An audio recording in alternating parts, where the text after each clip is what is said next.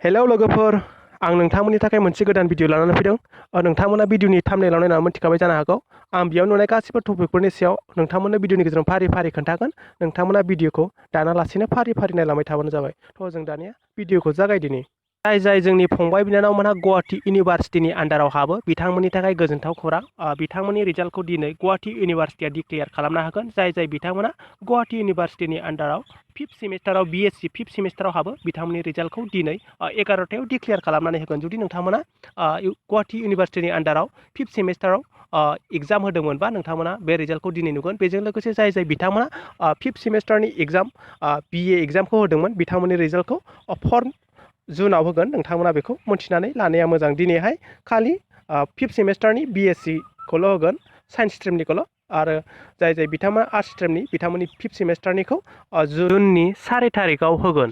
थि आपडेटनि सोमोन्दै रायलायगोन। जोंनि इण्डियानाव आरो लकडाउनखौ 5.0 बारायना होबावबाय। बियो खालि कन्टेनमेन्ट जुननि थाखायल'। बे लकडाउनखौ जुननि 30 तारिखसिम बारायना होबाय। जाय डिस्ट्रिक्टफोरा कन्टेनमेन्ट जुनाव डिक्लेयार खालामनो हागोन बिथांमोननि थाखायल' बे लकडाउना जागोन। बाद बाखि जायफोरनिया कन्टेनमेन्ट जुनाव गोलैया बिथांमोननि थाखाय बे लकडाउना गोहोम खोलैनाय नङा।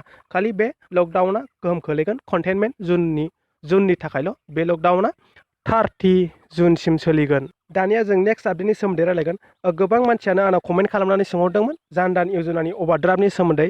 आं बिनि सायाव मोनसे अलरेडि भिडिअ खालामखानाय दं। नोंथांमोना बे भिडिअखौ नायनो हागोन। बे ड्राफ्टखौ बोरै लायो, बोरै मोनगोन। नोंथांमोना जुदि सोरबाफोर अभारड्राफ्ट लानो गोसोबा बेखौ खालि आइजोफोरल' मोनगोन। नोंथांमोना लानो गोसोबा 5,000निफ्राय लानानै 10,000सिम मोनगोन। आं बिनि फर्मखौ बोरै डाउनलड खालामो आरो अबाहाय मोननांगौ, बोरै फिलआप खालामनानै अबाहाय होनांगौ बिनि सोमोन्दै आं नोंथांमोननो स्टेप बाय स्टेप भिडिअ खालामखानाय दं।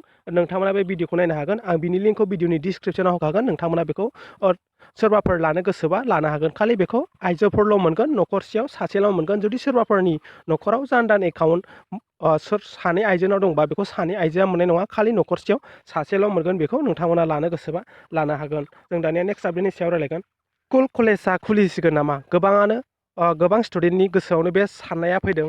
नोंथांमोना बेखौ मोनथिनानै लानाया मोजांदि लकडाउन 5.0आव स्कुल कलेजआ खुलिनायनि जेबो मेनसन खालामनाय गैया। खालि बेखौ मेनसन खालामनाय दं जुलाइनि उनावसो स्टेट गभार्नमेन्ट एबा इउनियन टेरिटरि गभार्नमेन्टआ बेखौ डिसाइड खालामनांगोन खुलियो ना खुलिया। गाव गावनि स्टेटआव बेखौ डिसाइड खालामबासो नोंथांमोना जुलाइनि उनावसो मोनसिगोन।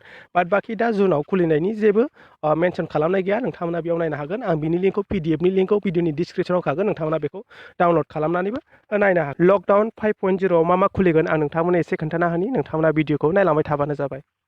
बियो अफिसियेल नटिफिकेसन। बे नटिफिकेसनखौ होदों माने बे पिडिएफ फाइलखौ होदों मिनिस्ट्रि अफ हम एफेयार्सआ।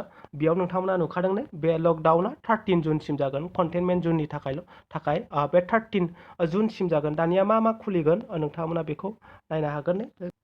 8 जुननि उनाव बेफोर खुलिगोन। नोंथांमोना नुखादों ने रिलिजियास प्लेस आरो जेराव नोंथांमोना धोरोमखौ सिबियो जेन'बा गिर्जा मन्दिर बेफोर खुलिनो मोनगोन। बेजों लोगोसे हस्टेल रेस्टुरेन्टस बेफोर खुलिगोन। बेजों लोगोसे शपिं मल बेफोर खुलिजोबगोन। नोंथांमोना बेखौ आं बिनि लिंकखौ पिडिएफनि लिंकखौ भिडिअनि डिसक्रिपसनाव होखागोन। नोंथांमोना बेखौ डाउनलड खालामनानै फारि फारि नायबानो जाबाय। माखौबा बुजियाखैबा नोंथांमोना सोंहरनो हागोन।